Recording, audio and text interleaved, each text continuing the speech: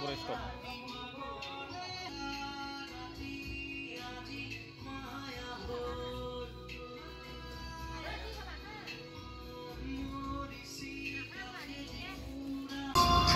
যেহেতু নেকি আমাৰ মাজত এতিয়া ছায়া আছে আৰু আমাৰ